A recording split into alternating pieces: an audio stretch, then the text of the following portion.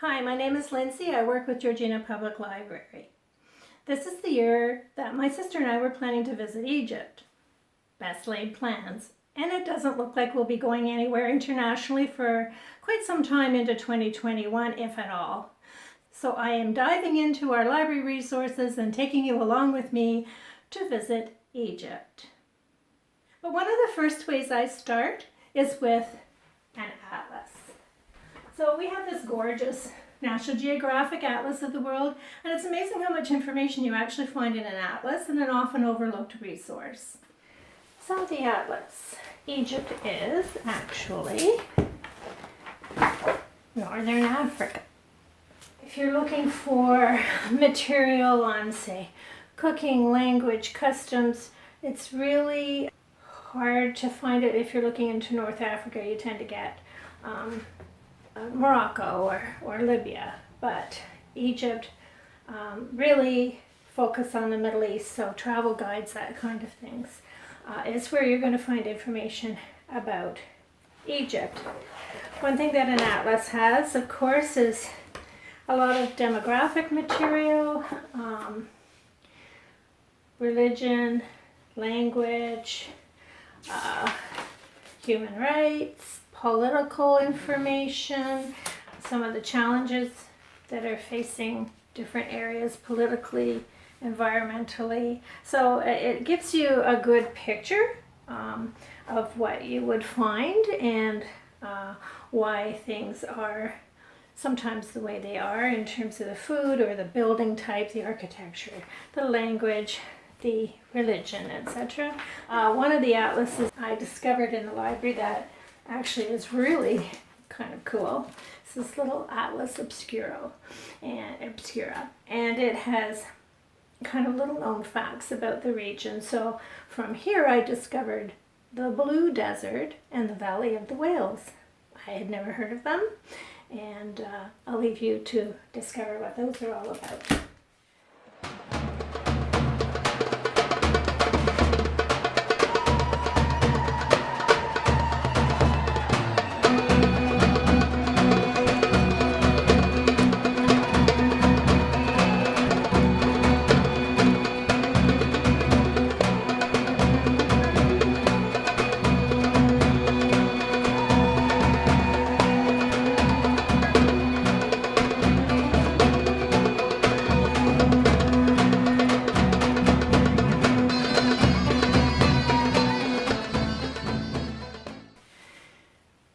Culturally, how can you immerse yourself in the culture that you're going to encounter if you go to Egypt? We could start with the food.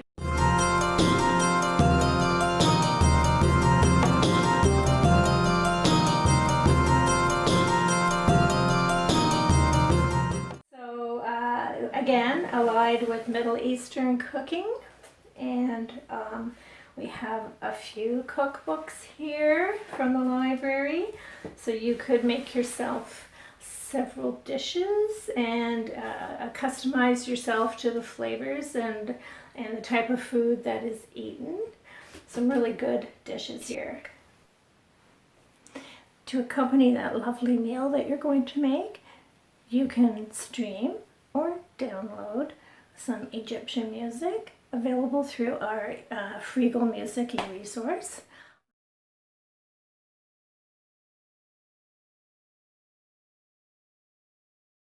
They have a number of Egyptian artists of different styles that can complement your dining experience.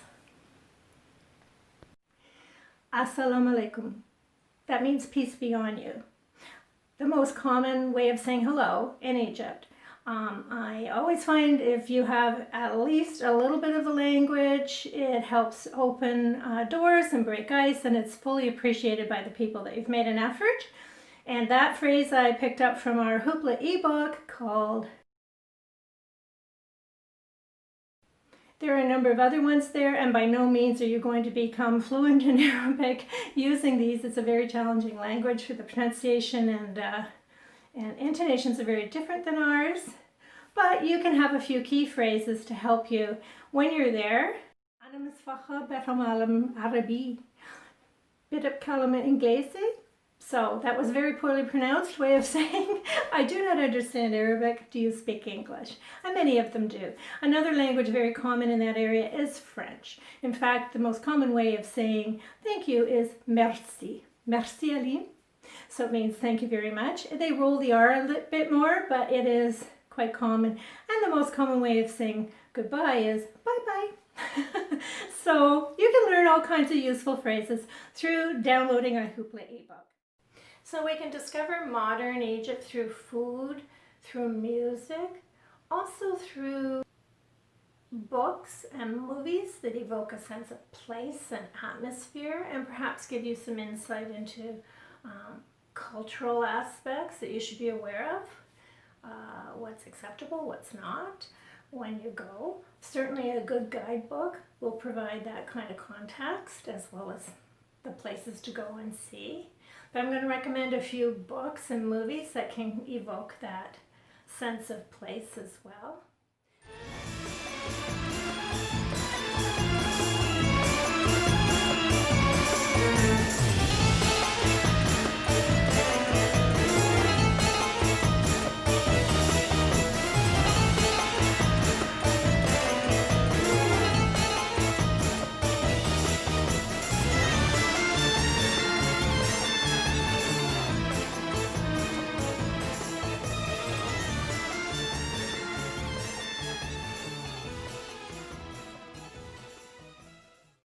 If you're interested in the politics and the recent history or the current affairs, we have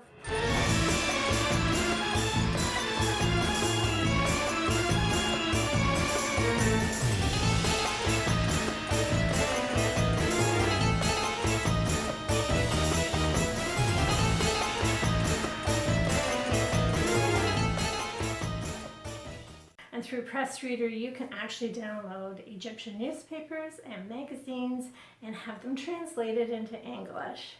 It's a fabulous resource of material around the world, including at home, which gives you current news, and just browsing a magazine really does evoke a sense of place. So that's a way to explore modern Egypt, but most of us put Egypt on our bucket list, mostly for the exploration and the mystique of their ancient civilization and the history, and just discovery of these amazing places, structures. So interestingly, one of the best resources for a quick overview of the historic, cultural background, the traditions and customs, is in our juvenile collection. They have a number of books that are used to teach the students the broad basis of the history and ancient civilizations. Anybody can take those out.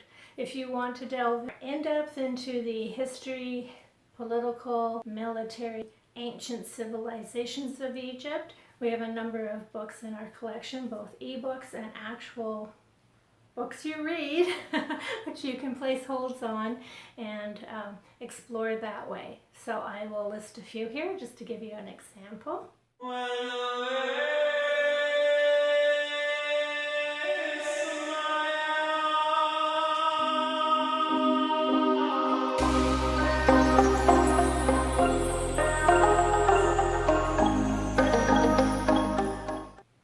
There's a lot of material through Overdrive ebooks and audio, Hoopla ebooks and audio, and some historical accounts of early explorers.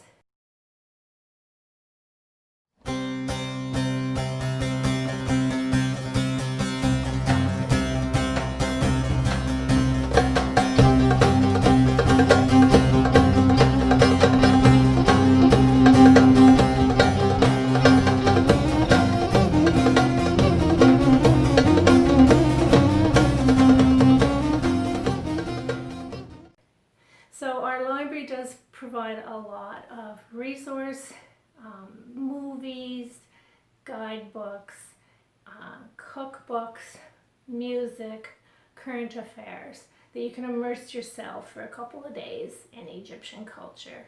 and history. But what's really cool, if you want to virtually visit the Museum of Modern Antiquities out of Cairo, has a website that takes you into the tombs. I'll show you here.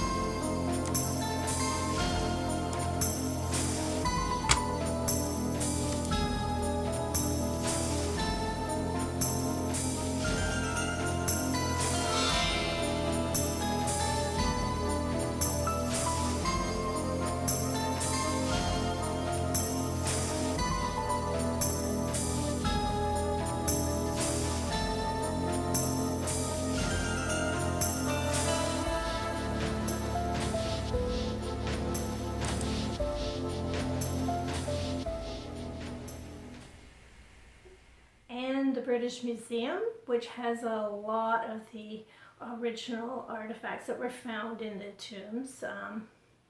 Lord Carnarvon and the early British explorers. A lot of controversy about repatriating some of that material to Egypt, but you can explore that as if you were in the museum too through this website, and I'll show you how to access that. So you start with the British Museum, and it gives you how to explore and various links for different opportunities. This one is museum tours with Google Street View, and actually Google Street View has a number of these tours. You can visit the Sphynx and other sites right in Egypt live. In this case, we're going to drop into the Egyptian Sculpture Gallery. And you can view whatever you like, and it will take you around. And we'll just go back to this. You can see virtually other galleries. So step into the galleries, you can choose which section you would like to see. So we can see early Egypt, Sudan, Egypt, and Nubia.